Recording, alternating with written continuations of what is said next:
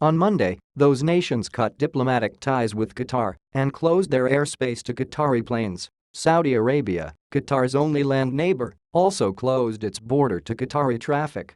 Qatar, which imports a large majority of its food, was thrown into crisis.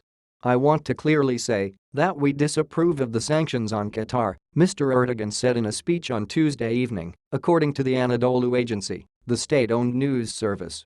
Qatar has angered its neighbors by supporting certain Islamist political movements in the region. Qatari news outlets like Al Jazeera have criticized many of the country's neighbors. And Qatar is seen in the region as being sympathetic to Saudi Arabia's nemesis, Iran. Turkey had initially tried to position itself as an honest broker in the dispute among the Arab states. Mr. Erdogan had a round of phone conversations on Monday with the leaders of Qatar, Saudi Arabia, Russia, and Kuwait, whose emir also tried to act as a peacemaker. "They are all our Sunni brothers and our friends," Ilnur Sevic, a foreign policy advisor to Mr. Erdogan, said of the Arab states on Tuesday afternoon, in a show of neutrality. But with the new laws, Turkey showed that it was transitioning from neutral mediator to the role of firmly supporting the side of Qatar, said Galip Dalay, the research director at Al-Sharq Forum, a Turkish research organization.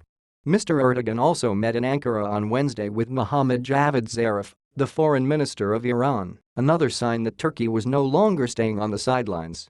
"Turkey does not want to be forced into this crisis and having to take one side against another," Mr. Dalay said. On the other hand, Turkey is very concerned that, if Qatar succumbs to pressure, inevitably Qatar will re-evaluate its relationship with Turkey. Turkey is already relatively isolated in the region and is frightened of losing its staunchest regional ally.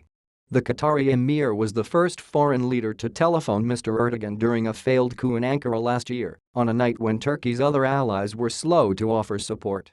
Qatar and Turkey also share the same vision for the Middle East, said Özgür Unluhisarsikli, the Ankara director for the German Marshall Fund of the United States.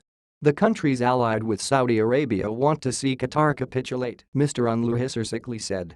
"But Turkey doesn't want to see this or see Qatar change its strategy in the Middle East because, broadly speaking, the two countries have the same approach to groups in Egypt, Syria, and Palestine like the Muslim Brotherhood and Hamas."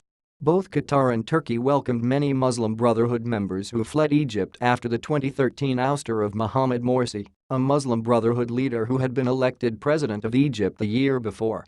"If Qatar gives in to this pressure from its Arab neighbors," Mr. Dalay said, "that will mean that Turkey's role in the region will be further constrained." Continue reading the main story.